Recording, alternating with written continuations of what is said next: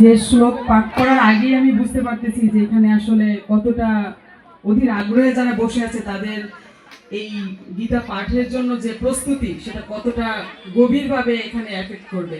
তো বিচারের কার্যে এখানে আসনে আসলে আমাকে আসনিত করা হয়েছে।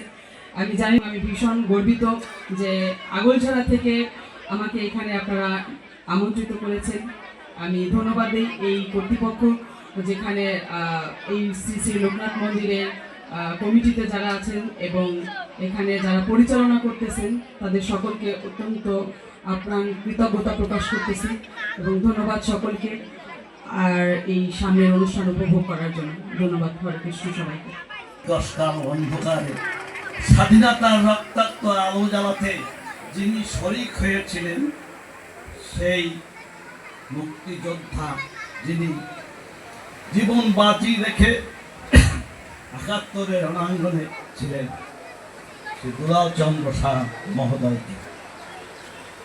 মঞ্চে উপবিষ্ট আছেন আমার সতীর্থ দুজন বিচারক, উপবিষ্ট আছেন সভাপতি সহ অত্র মন্দির পরিচালনা কমিটির সম্মানিত সদস্যবৃন্দ এবং সামনে উপবিষ্ট আছেন মা বোনেরা এবং আজকে যাদের জন্য এই অনুষ্ঠান। মূলত স্বরূপকাঠি উপজেলায় 2005 সাল থেকে আবাসিক সূত্রে আমি ভালো কাঠি